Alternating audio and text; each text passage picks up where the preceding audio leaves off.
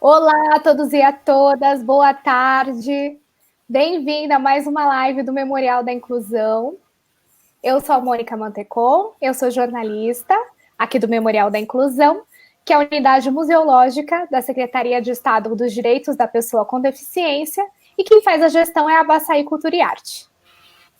Hoje nós estamos tratando de um assunto muito interessante, que são memórias e perspectivas da participação social da pessoa com deficiência, caminhos para a garantia de direitos. E nós temos umas pessoas incríveis aqui que vai participar com a gente dessa live. Primeiro eu vou descrever aqui para todo mundo, né, para todas as pessoas com deficiência visual também conseguirem visualizar o que está acontecendo. Eu sou a Mônica, eu sou mulher, eu tenho a pele clara, eu tenho os cabelos escuros na altura dos ombros. Eu não uso óculos hoje, né, mas eu tô com uma blusa azul marinho escuro e atrás um fundo branco. Ao meu lado, eu tenho os intérpretes Nara Oliveira e Hélio Fonseca. Muito obrigada, os dois, por participarem e estar aqui acessibilizando para a gente.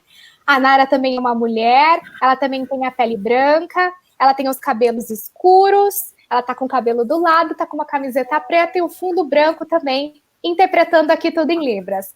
Ao lado está o Hélio Fonseca, que ele é um homem, ele tem a pele morena, né? Com barba, né? Uma barba aparada, assim, curta, com o cabelinho um pouco topete, ele tá vestindo um blazer preto, ao fundo branco, ele tá aqui, que ele vai trocar com a Nara, para os dois não ficarem cansados nessa live, que tem mais aproximadamente 50 minutos. Então, muito obrigada, Hélio, por participar, daqui a pouco você tá aqui com a gente. E os nossos queridos convidados, que é o Gilberto Fraqueta e a Marli Santos, né, que vão ajudar a gente a conversar sobre isso. A Marli, ela é uma mulher, ela também tem a pele morena, ela tem os cabelos loiros, ela tá com batom vermelho, tá maravilhosa, os óculos pretos e tá aqui com esse sorriso maravilhoso. E o Gilberto, que deu um probleminha aqui, mas o Gilberto, ele é um senhor muito bonito, ele usa óculos finos, ele tá com uma blusa cinza, né, de gola alta, um gola rolê, né? No fundo ele tá com a casa dele, exatamente, que agora a gente tá com um pouquinho de delay aqui na live, mas a gente vai continuando enquanto ele está se estabelecendo, tá? Um problema normal. E a gente continua falando, tá bom? E é isso, é essa live, tá bom? Então o Hélio vai entrar daqui a pouquinho por conta da Nara e a gente continua. Hoje o objetivo dessa live é falar sobre as memórias. Então nós queremos discutir o protagonismo da pessoa com deficiência na vida pública e política, né? Então nós vamos relembrar as lutas e as memórias pela essa participação cidadã e abordar também os novos desafios, né, que esse público, pessoal com deficiência enfrentou e vem enfrentando até hoje, né? Então, enquanto o Gilberto está se restabelecendo, vamos começar, Marli? Você se apresenta para a gente enquanto isso? Lógico. Boa tarde a todos e a todas. Obrigado, Nara, por estar interpretando. Mônica. Eu sou a Marli dos Santos, eu tenho 57 anos, eu tive pólio quando eu tinha 1 ano de idade e eu comecei a militância da pessoa com deficiência nos anos 2000, mais ou menos. Até então, eu não me achava deficiente, embora andasse com muletas. Eu não me via como deficiente porque eu não via outras pessoas com deficiência. No meu mundo eram pessoas normais só e eu estava lá normalmente. Em 2000 que eu comecei a ter contato com pessoas com deficiência e comecei a me interessar pelos problemas que eu via que acontecia, né? Daí, assim começou minha militância. Ai, que incrível! Bom, o Gilberto, que vai entrar já já, ele é um militante de anos, ele que iniciou nesse percurso do movimento social da pessoa com deficiência, então hoje nós temos muito que aprender com ele, né? Enfim, eu, Marli, Gilberto já trabalhamos juntos, em outros a gente já conhece de vários tempos, né? E nós sabemos dessa luta. Bom, Marli, eu vou começar então com você, tá? Enquanto o Gilberto está se estabelecendo, a gente vai seguindo Depois a gente entra com o Gilberto aqui para contar as histórias, mesmo relembrar essas memórias, tá? Tá legal. Então, tá bom. Vamos lá, vamos falar assim, do Conselhos. Desde quando que você entrou no Conselho e como que está seguindo o Conselho atualmente com essas pautas novas, né? Devido ao Covid, como é que tá agora? Tá. Eu conheci o Conselho em 2003, 2004, mais ou menos. Eu comecei a frequentar. Eu falava que eu não queria entrar no conselho de jeito nenhum, só ia lá para ver. Só que em 2005 eu resolvi me candidatar, ganhei, e de lá para cá eu estou dentro do conselho, mesmo quando eu não sou conselheira, sou uma pessoa comum, eu estou ajudando as pessoas no conselho, ajudando os conselheiros. Então, eu vivo no conselho. É até uma pena essa época de pandemia, porque eu não posso ir no conselho. Então, isso é muito triste para mim. Mas o conselho, ele vem melhorando muito, de 2005 para cá. Nós somos em 7 conselheiros da sociedade civil e 7 titulares, né, e 7 suplentes. Mas nós estamos numa briga fazem uns 10, 12 anos para mudar esse conselho, para aprovar uma nova lei do conselho, que foi aprovada esse ano, bem no começo da pandemia, o prefeito assinou essa lei. Eu fiquei muito feliz, porque nessa lei nova, o conselho vai ter mais agilidade, vai ter mais pessoas para discutir. São 18 conselheiros, são 7 conselheiros de pessoa física, a sociedade civil, 4 entidades de e para deficientes e 4 do governo, né?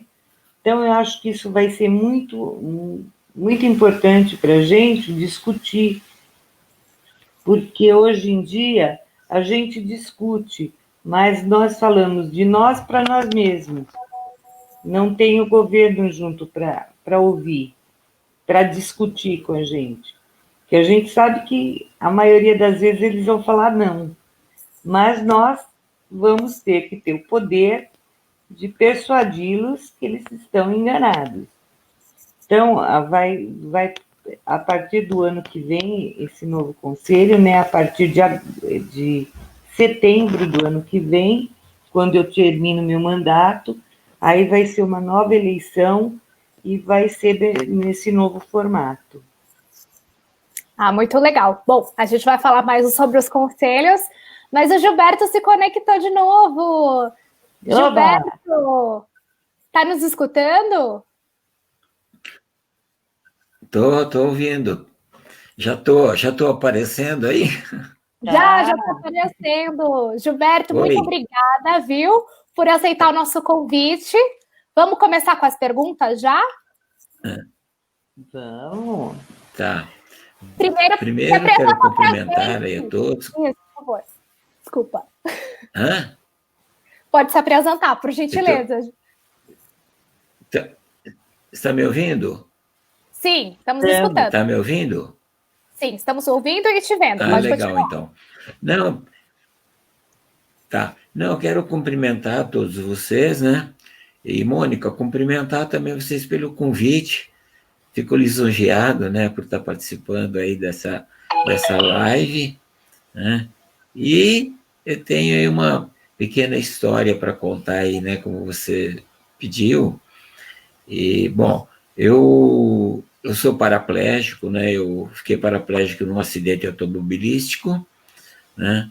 E desde então, isso aconteceu em 75, mas foi em 1979 que eu comecei a participar do movimento, né? foi criado em 79, criou-se o Movimento pelos Direitos das Pessoas com Deficiência, e eu comecei a participar desse movimento.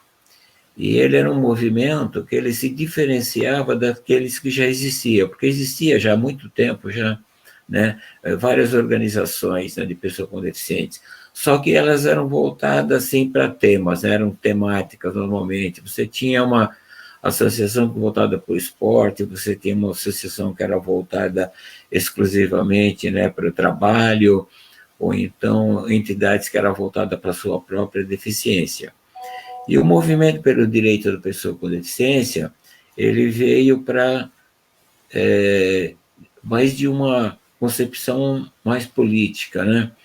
Ele veio com uma concepção de avaliar, né, e discutir todos os temas assim da sociedade, né? Esse movimento, que ele foi criado em 1979, ele ganhou corpo assim, foi em 1980, e foi esse movimento que ele organizou o Ano Internacional da Pessoa com Deficiência aqui na cidade de São Paulo, né? E o movimento, que foi em 81, né, que foi esse ano. E o movimento, ele organizou várias mesas redondas, né? Então, ele organizou uma mesa redonda sobre transporte, cultura, saúde, educação, e tinha uma mesa também que se tratava da questão política, né? Porque nessa época, praticamente o deficiente não tinha condições de votar, né? Não tinha acessibilidade, era inacessível os lugares que ficavam as urnas. Outra questão do transporte, dele se locomover e chegar ao local de votação, e até essa questão a gente também discutiu aí, né? E esse movimento, ele tinha um conceito, na época, era de integração social, né? Hoje se fala em inclusão, mas naquela época se fala em integração, e a ideia era fazer com que a pessoa com deficiência ela se integrasse na sociedade como um todo, né?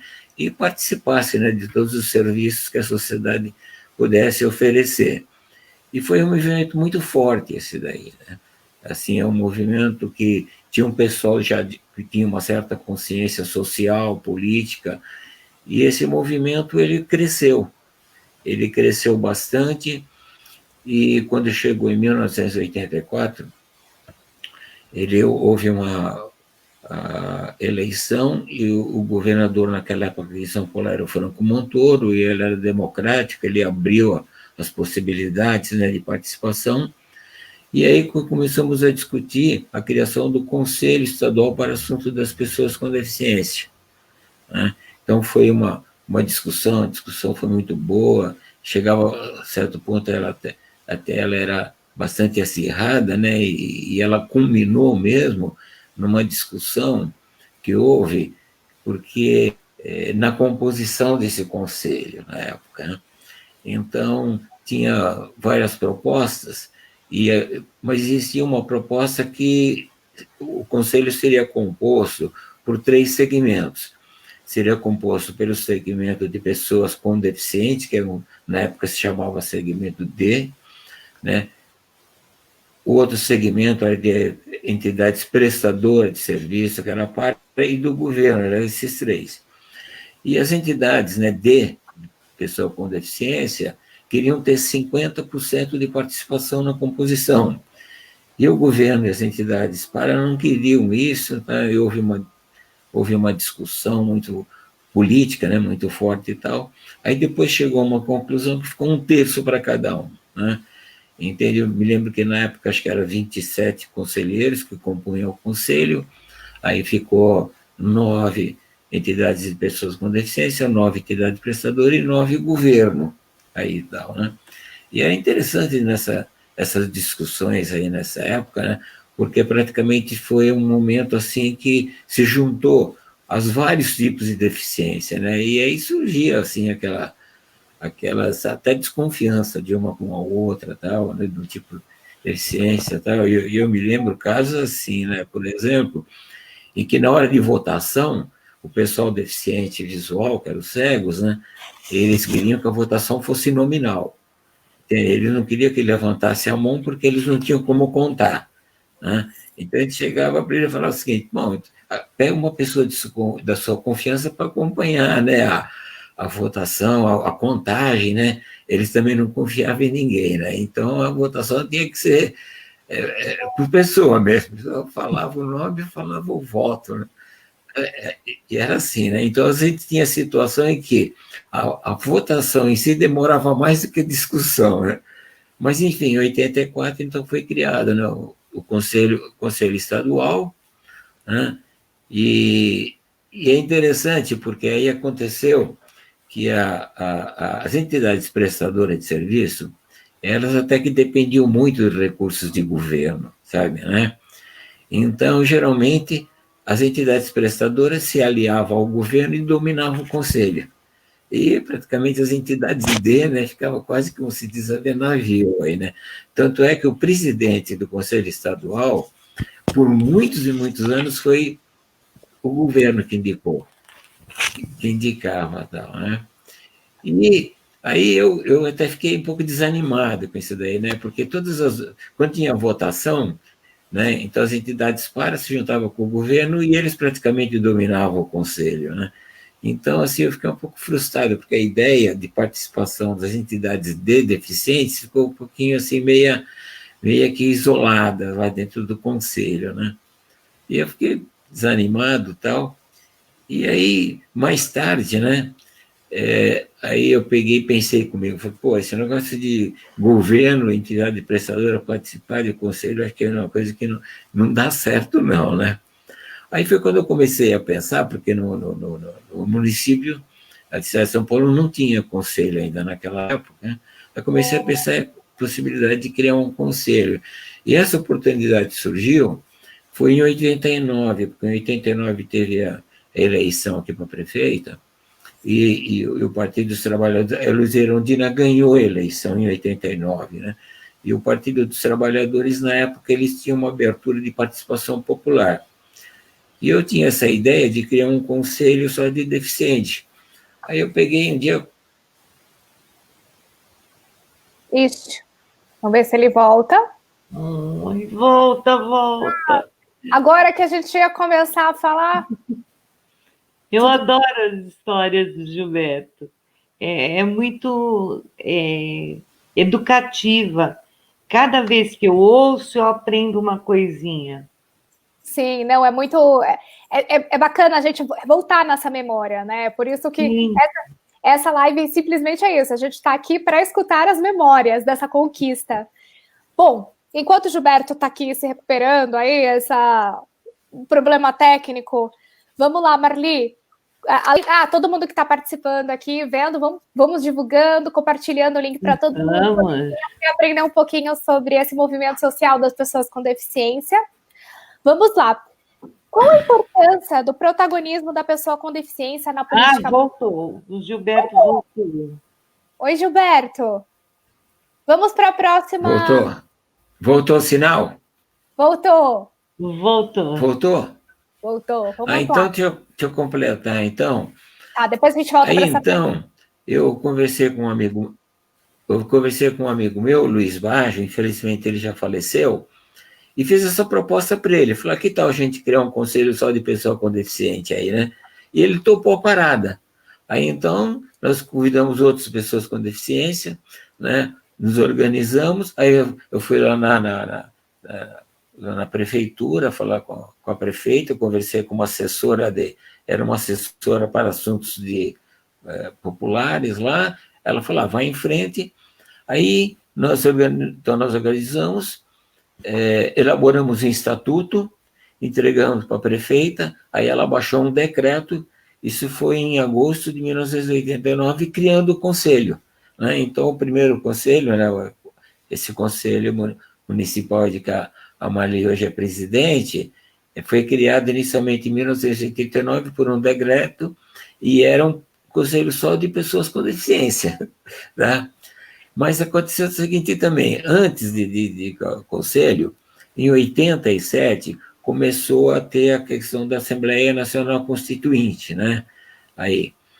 E existia a possibilidade de haver emenda parlamentar. Então, a gente coletava uma série de assinaturas, né? E com aquelas assinaturas, então, a gente apresentava emendas parlamentares.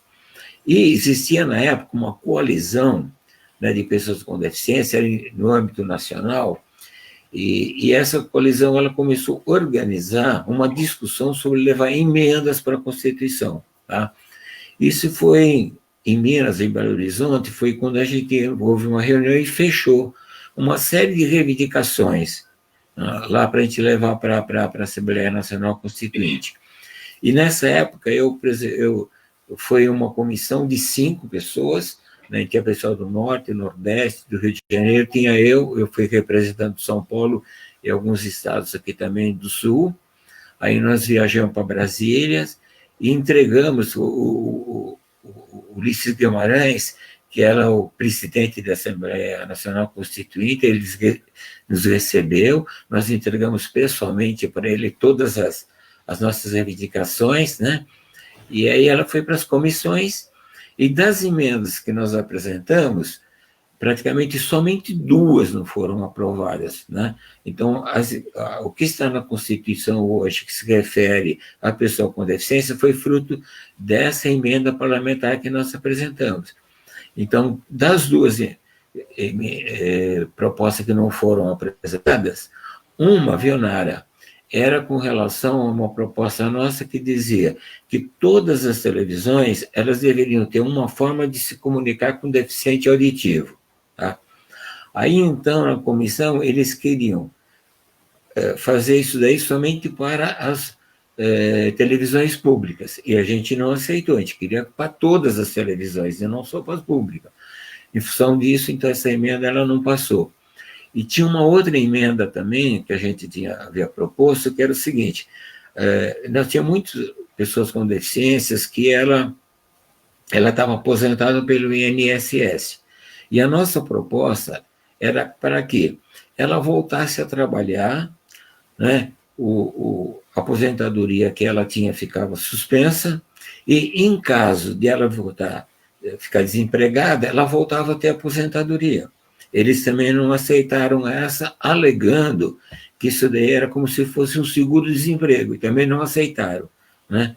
Mas as outras emendas que estão na Constituição foi fruto de um trabalho, né, do Movimento pelos Direitos das Pessoas Deficientes, coordenado pela essa coalizão nacional, né? Então foi assim fruto de um trabalho essencialmente nosso, né, que estamos na Constituição hoje. Isso é muito interessante, né? De ver como esse protagonismo da pessoa com deficiência, né, conseguiu entrar até nas políticas públicas na Constituição de 88, né?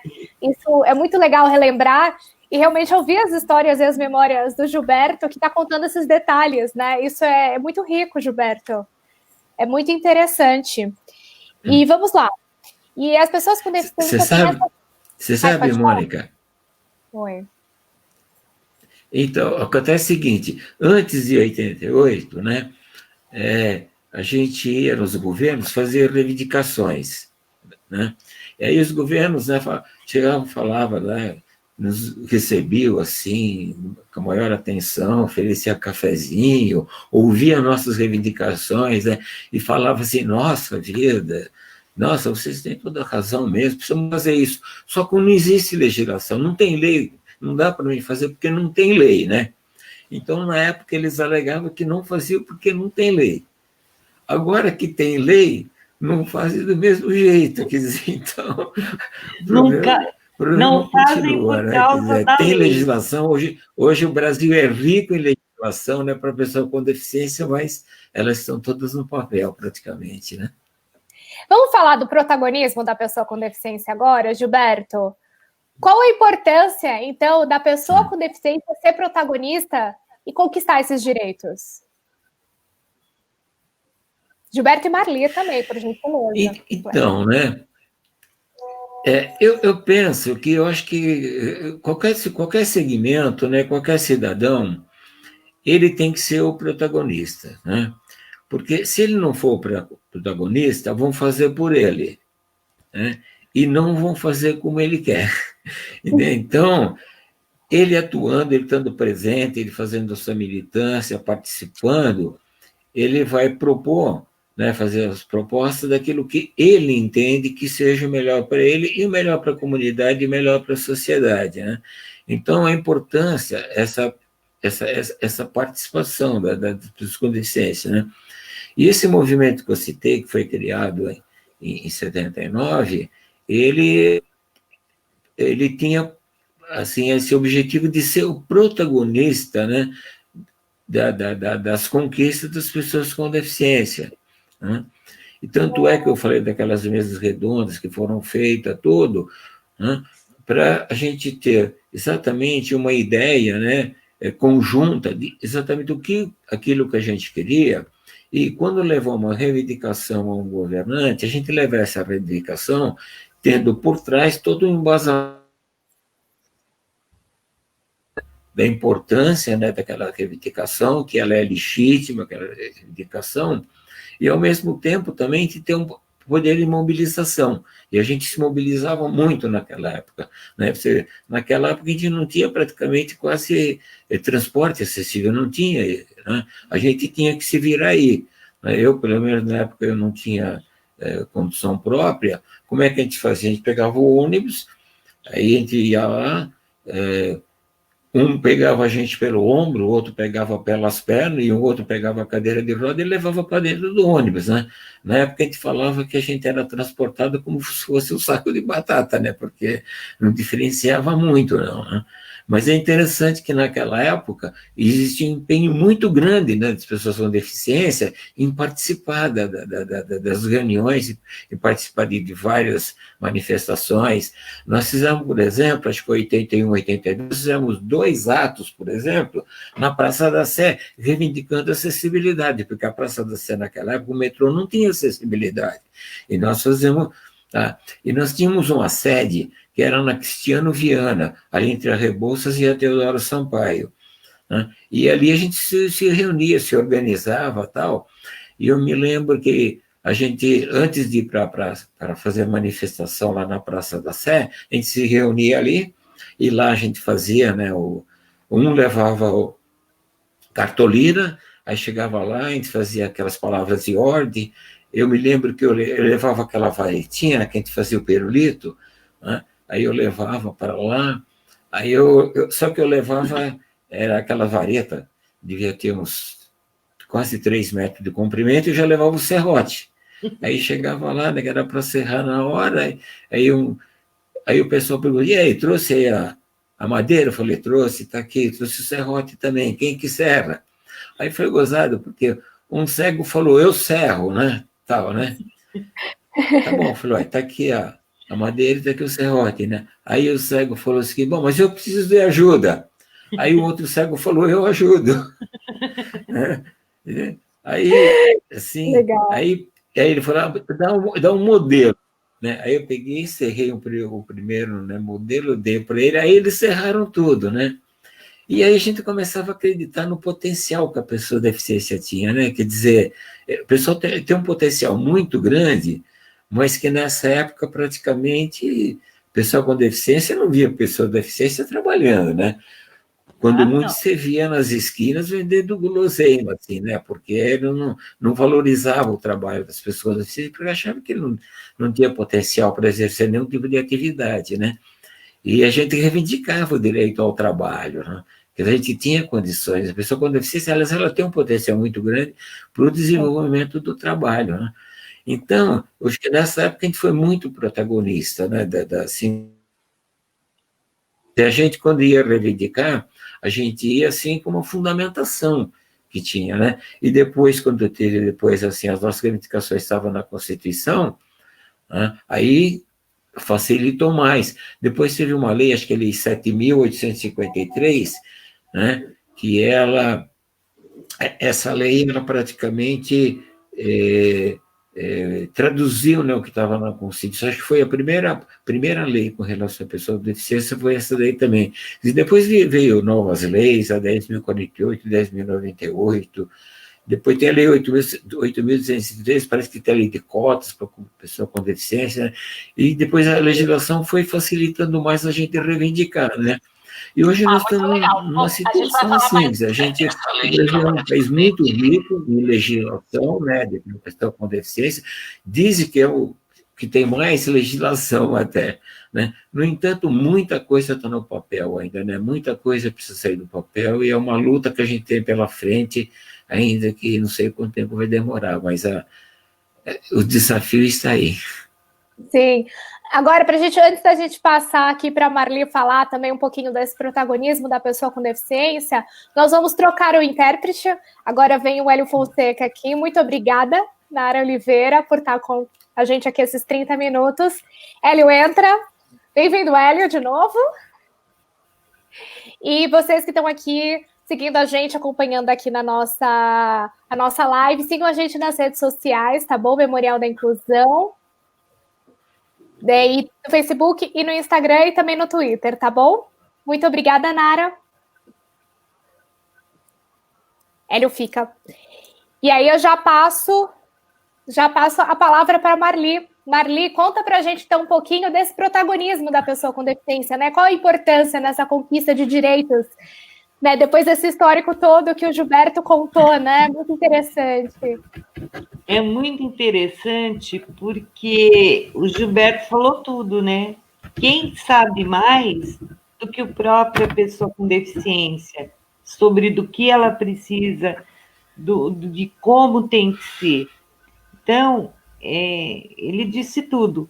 Eu acho que o protagonismo tem que ter mesmo em todas as outras sociedades, né? Na sociedade como um todo, sempre tem que ter.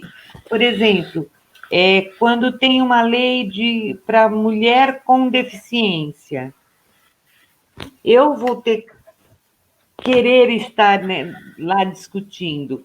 Quando tem lei para um médico da saúde, por exemplo, da pessoa com deficiência tem que estar lá também. Então, eu acho isso muito importante. Sabe o que eu achei bonito que o Gilberto falou? Que naquele tempo não tinha ônibus adaptado, não tinha condução própria, e ia e fazia. Hoje em dia, o que eu sinto falta é dessas pessoas se juntarem. O movimento está muito fragmentado. Tá um grupo aqui, outro ali. Isso me faz falta. Eu acho que isso é o mais triste. Eu acho que o Gilberto concorda comigo. Porque era legal de ver. As pessoas iam para a manifestação e aquele tempo não tinha nada para ir. E hoje em dia tem tudo. Por exemplo, no dia 8 de março, Dia das Mulheres, esse ano eu consegui levar bastante pessoas com deficiência, porque era domingo e tinha atende.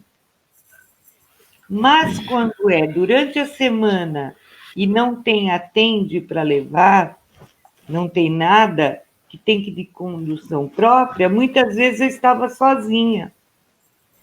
Ou no muito tinha mais 2 ou 3 perdidas lá no meio.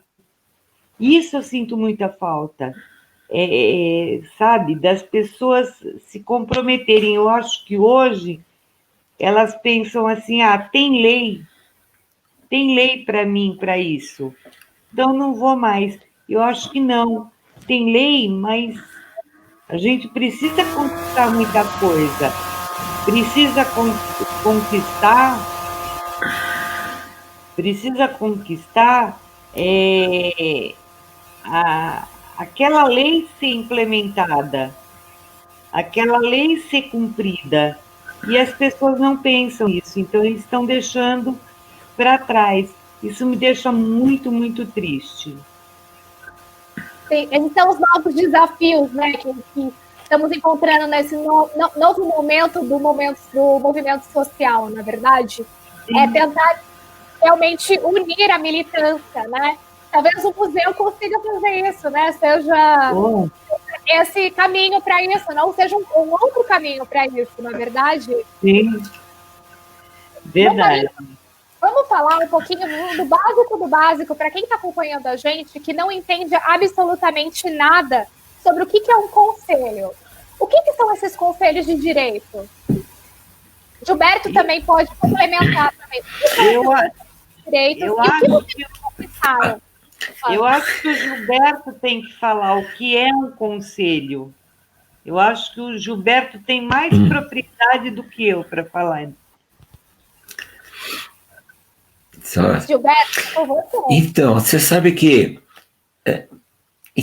na Constituição tem um artigo, acho que é o artigo 37, e tem um parágrafo lá, que ele diz, né, que, de acordo com a lei, né, todo o usuário ele tem o direito, né, de solicitar informações do governo e também fazer propostas ao governo, né, de acordo com a lei. E não parece, mas esse parágrafo aí, ele cria aquilo que a gente chama de democracia participativa, né? Porque o nosso sistema político é um sistema de representação. Então, nós temos uma democracia representativa, na qual a gente elege uma pessoa que vai falar e decidir em nosso nome, não é isso? Então, 4 anos é o mandato, a gente delega o poder a esses parlamentares, e eles ficam 4 anos lá decidindo pela gente. E a democracia participativa não, é aquela que a gente participa diretamente, né? E o conselho é uma dessas formas de democracia participativa, onde a gente é ligado diretamente ao governo, né? Então, esses conselhos, eles já existiam há muito tempo, né? Muito tempo existia. Você vê, em 84, quando a gente criou o Conselho Estadual, foi um dos primeiros conselhos. Depois, em 89, foi criado, né, por lei federal, os conselhos de saúde, as conferências e os conselhos de saúde, né, porque eles são criados por leis.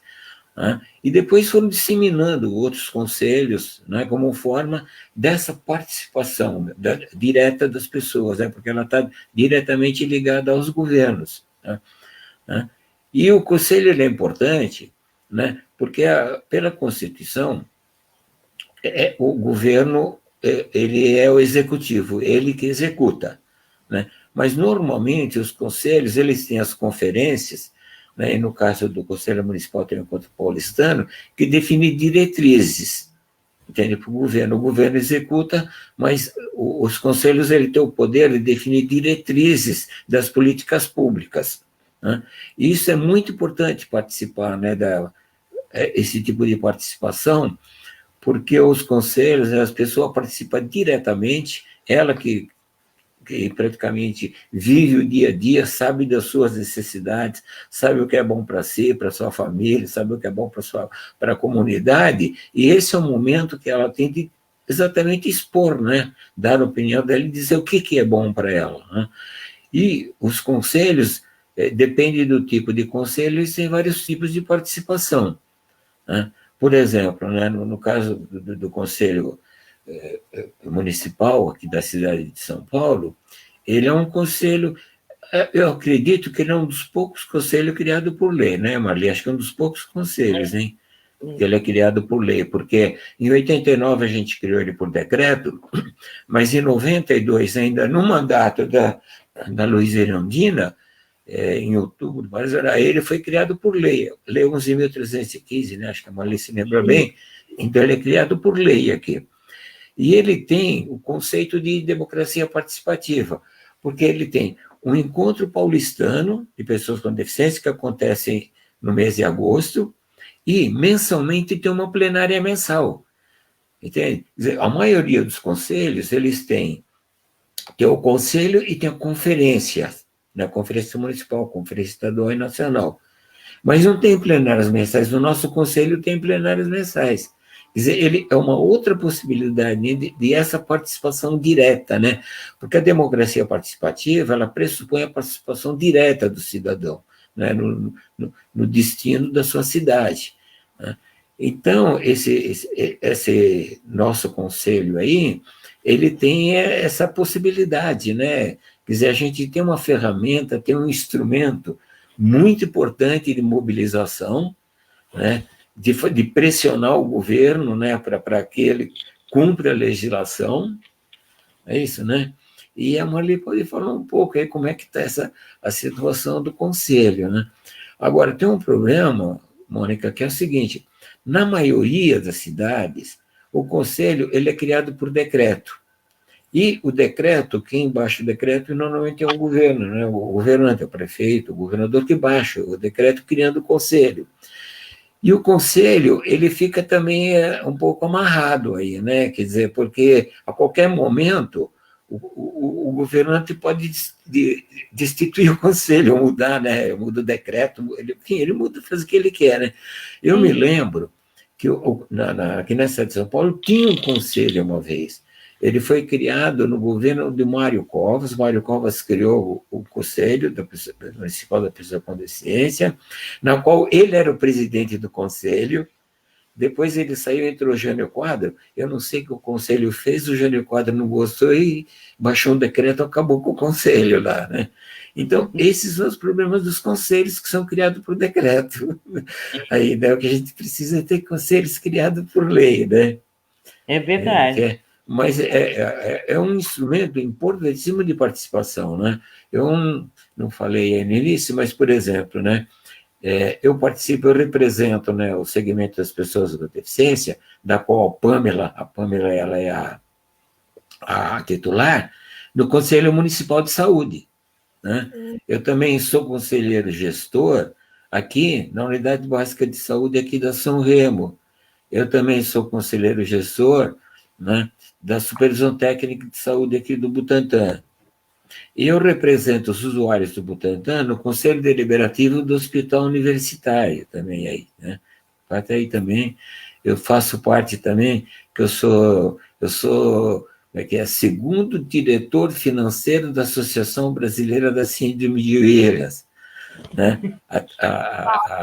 A diretora lá financeira é a Cris Daniel e eu ajudo ela lá, né? Então, eu já fui conselheiro do Conselho Municipal de Transporte e Trânsito também. Então, acho que a gente tem que estar praticamente em todas as atividades, né? Eu acho que a gente não pode ficar, que a Maria estava abordando isso, ficar essencialmente na questão do segmento da pessoa com deficiência, não, né? A gente, além de ter essa deficiência, a gente é um cidadão, não é isso, né? E como cidadão a gente tem que participar de tudo, de todas as atividades da sociedade. Está inserido lá na Sociedade de Amigos do Bairro, qualquer tipo de organização que tem no bairro, né?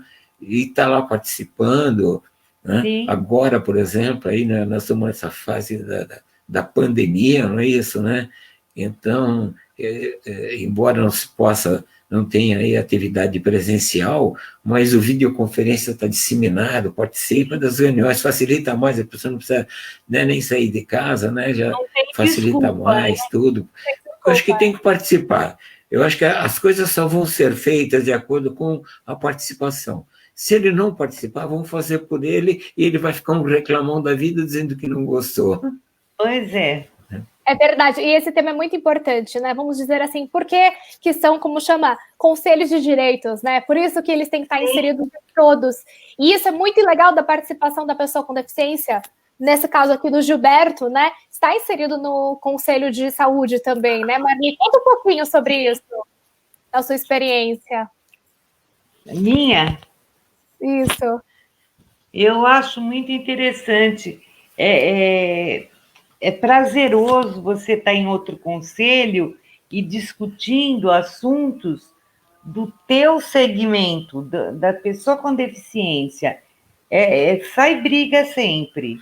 Uma coisa eu vou te dizer, não é fácil chegar, por exemplo, no Conselho das Mulheres, não é fácil chegar lá e falar, não, porque as mulheres com deficiência estão sofrendo mais violência durante a pandemia, por exemplo. Não é fácil falar isso. A gente fala, uma olha assim, outra olha. Não, mas isso não é importante. Eu falo, como não é importante? É muito importante. Então, é muito prazeroso. Para mim, pelo menos, é prazeroso, participar de outros conselhos, outros movimentos, outras coisas, e falar da pessoa com deficiência. Embora eu esteja numa cadeira de rodas, eu tenho que falar daquela pessoa, do cego, do surdo cego, que muitas vezes não são contemplados. Eu tenho que brigar por eles também. Sim, é verdade. E é interessante, é por isso que nós temos que estar lá, né? Por isso essa representatividade e protagonismo são tão necessários. Que foi o que motivou o Gilberto, que a gente está escutando essa memória toda. Sim. Gilberto, eu vou ler uma pergunta aqui, que um dos nossos participantes aqui que estão acompanhando a live nos mandou, que foi o Leonardo Vieira. Ele perguntou aqui uma coisa muito interessante, que vem dessa pauta nova que a gente começou a discutir um pouquinho no começo da live, que é o seguinte: por que vocês consideram que a militância é dividida? São os interesses diversos ou é a falta de consenso na forma de atuação? E aí, Gilberto? Pode repetir, por favor, Mônica? Claro, sem problemas. Repita a pergunta. Por que vocês consideram a militância dividida? É por interesses diversos ou é falta de consenso na forma de atuação?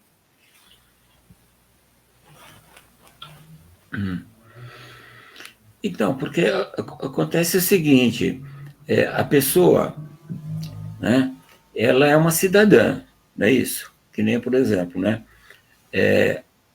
todos nós estamos inseridos na sociedade, não é isso? A Mali falou há pouco, quer dizer, então a mulher está inserida no site, tem os problemas, né, que afetam diretamente a mulher, tem os negros, os deficientes, LGBT, né, então afeta isso daí e tal.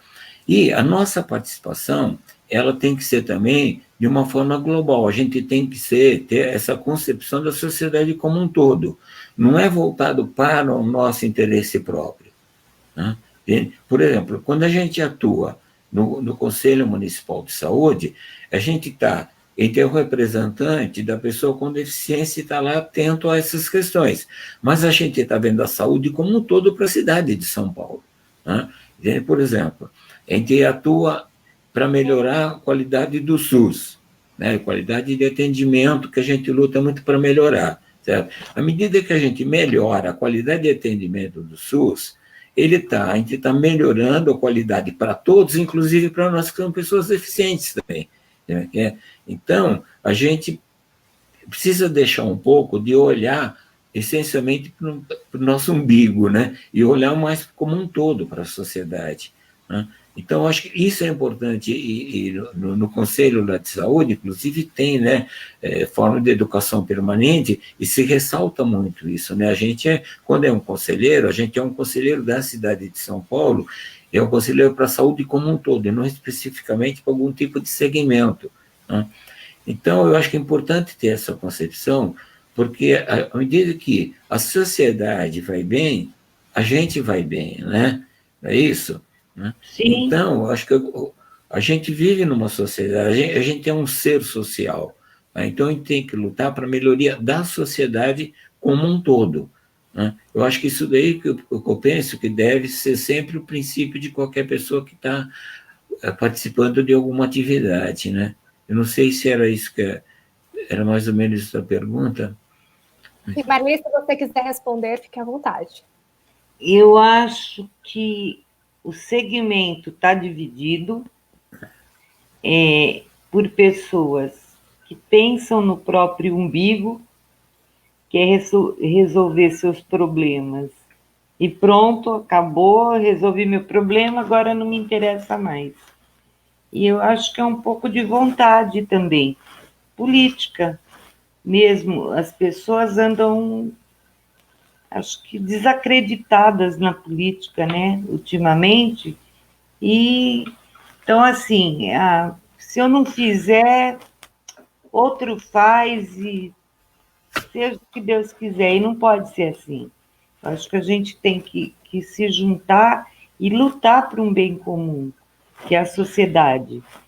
E que nem o Gilberto falou, está lutando pela saúde de um todo, não é para a saúde da pessoa com deficiência? Não, tá lutando para a saúde de todo mundo, porque se uma coisa é boa para mim, que tem uma deficiência, é ótima para quem não tem deficiência. Vai ajudar também, entende? Eu acho que falta muita vontade política das pessoas com deficiência para lutarem, se unirem mais. Esses são os novos desafios, né? Vamos tentar juntar tudo. E o memorial vai ser um braço para isso. Sim. Marli, Você sabe qual é o grande desafio, Mônica? Qual? Pode falar. Mônica, sabe qual é o grande desafio? Eu acho que é o seguinte, ó, a nossa cultura, que é uma cultura, acho que de 500 anos, como eu falei, é da cultura representativa, né? A gente sempre delegou alguém para falar em nosso nome, certo? E essa cultura da democracia participativa, ela é recente agora, né? Não é nada, mas a partir da década de 80, vamos dizer assim, vai, o que é? 40 anos, 50, isso não é nada, em tempo histórico, isso significa muito pouco, não é? Então, eu acho que agora que a gente está ganhando, né, assim, aquele gostinho de participar, de decidir, de dar opinião, de ser respeitado na nossa opinião, né? E é uma cultura, e uma cultura a gente não muda do dia para a noite, sabe como é que é, né? A gente vai mudando através da prática mesmo, né? É participando, não tem outra solução, é participando que a gente vai mudar essa cultura, né? De fazer as coisas como a gente pensa, como a gente quer. Sim, e o memorial quer ser esse lugar, este fórum, né? É por isso que nós trouxemos vocês aqui para a gente iniciar esse bate-papo, principalmente sobre memória e sobre onde esse movimento quer chegar. Eu acho que esse é o grande objetivo dessa live, tá certo? E vamos para a última pergunta, porque a gente já está com 51 minutos de live. A gente foi falando e foi, né? Já. Foi quando a gente estava fazendo essa live, o Gilberto comentou para mim assim, nossa, Mônica, você quer que eu conte história de mais de 40 anos em menos de 50 minutos? E eu falei, são os melhores momentos, Gilberto, né? Então, para encerrar com chave de ouro essa live, vamos para a última pergunta. É possível afirmar que o resultado dessa participação social individual nesses espaços, né, resulta mobilização e garantia de direitos? Vai, Gilberto, responde. Tá. Antes, posso falar uma coisinha, Marica? Porque atualmente, né, nós temos a Lei Brasileira de Inclusão, não é isso? Sim. Né? Essa Lei Brasileira de Inclusão. Essa lei, inicialmente, foi o Paulo Paim, né, que era um deputado federal, ele acho que é do PT, ele propôs ele fez lá um estatuto da pessoa idosa e depois fez o estatuto da pessoa com deficiência, né? Lá, ele propôs esse estatuto aí depois ele foi ser senador e a Mara Gabrilli deu continuidade, né, a essa lei brasileira de inclusão. E eu me lembro, ela se reuniu aqui em São Paulo e ela convidou um pessoal lá que estava quase na parte de fechamento dessa lei, e eu tive presente lá, participei lá. Então, essa lei é o seguinte, ela tem assim, pontos bastante assim, favoráveis, né? Que ela pegou toda a legislação que a gente tinha e condensou, né? Numa lei só, e, ao mesmo tempo, né, trouxe os conceitos, né, da Convenção, né, da Convenção Nacional dos Direitos das Pessoas com Deficiência. Né? E trouxe alguma coisa muito interessante também, por exemplo, que ela colocou lá, que agora, por exemplo, se a pessoa estacionar o seu veículo, né, num estacionamento que é um espaço privado, mas de uso coletivo, que nem o estacionamento do supermercado, pode ser multado agora. Então, trouxe esses benefícios aí. Mas eu propus para ela, na época, para ela incluir na lei, entende, a criação dos conselhos de pessoa com deficiência, entende? Isso é por lei, está lá. mas ela não aceitou essa minha sugestão, não. Eu acho que a gente perdeu uma grande oportunidade, né, de estar na lei, né, ter todos os conselhos por lei, isso daí e tal, né? E é que a minha proposta é, sempre que os conselhos tenha 50% de pessoa, de usuários, né? Se é no caso da pessoa com deficiência, 50% tem que ser de pessoa com deficiência, né? O Conselho de Saúde ele é assim, ele é 50% de usuários, né? E eu penso, né, que a gente tem condições de ser protagonista, sim, né? Eu acho que a gente a sociedade, eu sinto que ela está começando, né, a ter uma participação maior, né, nas decisões governamentais, né? A gente está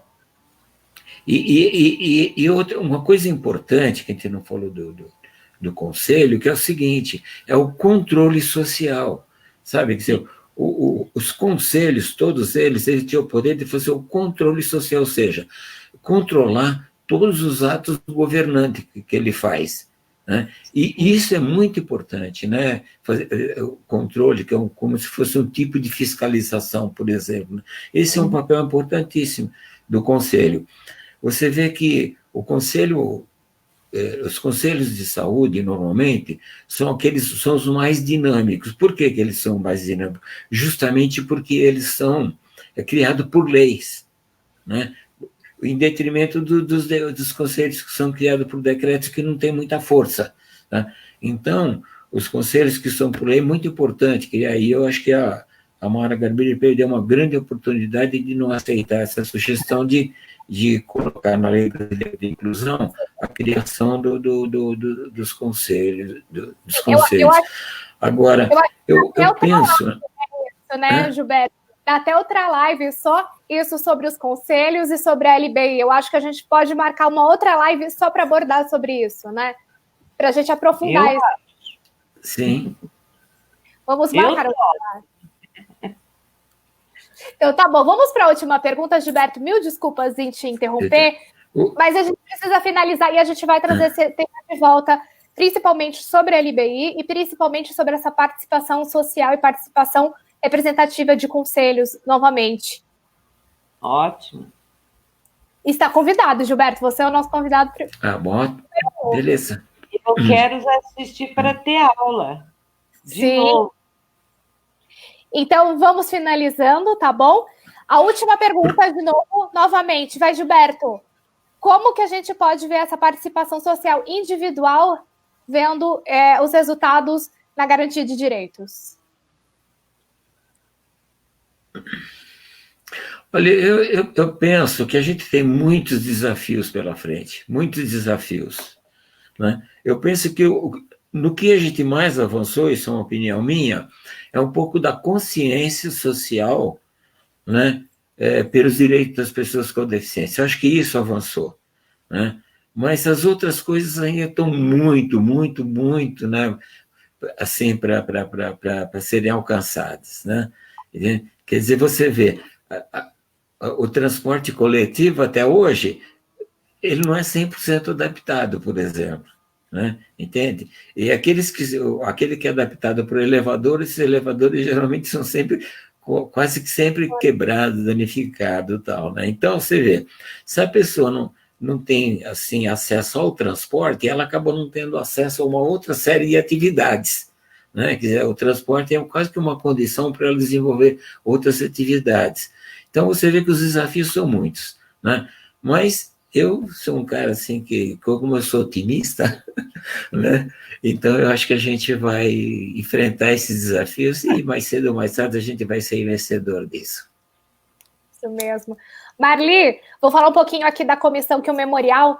Estamos criando também a nossa comissão de acervo para a gente juntar essas memórias, né? Como a gente já havia falado, que você tem muitas fotos, muitos documentos, Gilberto também, né? Gilberto realmente ele tem muitas memórias, né? Para conversar com a gente. Conta pra gente quais são dessas conquistas, Marli, para a gente finalizar essa live. Bom, as conquistas são muitas que a gente já teve. Mas, como o Gilberto disse, ainda falta muita coisa. E eu também sou muito otimista, eu acho que nós vamos conseguir avançar bastante, embora tenha problemas, de convocar o pessoal, do pessoal participar mais, mas eu creio que vai ser possível. E com a nova lei do Conselho, vai ficar mais forte. E vai ser 50% sociedade civil lá, 50% de pessoas com deficiência, vai ter 4 do governo, 4 de entidades de e para, mas principalmente uma coisa, o presidente tem que ter obrigatoriamente deficiência. Não pode ser o governo que mande uma pessoa, tem que ser entre as pessoas com deficiência. Eu acho isso muito importante, porque ninguém melhor do que um deficiente para brigar pela deficiência, né? Pelos problemas da deficiência. Então, eu acho que isso é um avanço que nós vamos ter. Então tá certo. Gente, muito obrigada a todos que estão acompanhando aqui, mais de 51 pessoas aqui online com a gente acompanhando esse debate. Muito obrigada, Gilberto, por participar daqui com a gente dessa conversa que ainda vai se estender. Vamos chamar muito você aqui para conversar sobre esses assuntos. Marli, também muito obrigada por estar à frente aí do conselho. Muito obrigada a Hélio também aqui, que está com essa parceria bacana aqui, fazendo essa interpretação. A Nara também fez o começo, tá? E aqui eu quero dar um recadinho para vocês, que amanhã, a partir das 17 horas, nós vamos ter um webinário internacional de cultura acessível, tá? Lá na Secretaria de Estado dos Direitos da Pessoa com Deficiência, tá? Junto com a Escola de Gente, também apoio do Memorial, a gente vai discutir muito sobre cultura acessível. Entrem, compartilhem, entrem lá para saber mais e tudo mais. Vou assistir. Do mesmo. Um grande beijo para todos. Muito obrigada e até a próxima, tá bom? Até a próxima. Tá, obrigado. Tchau. Obrigado pela oportunidade.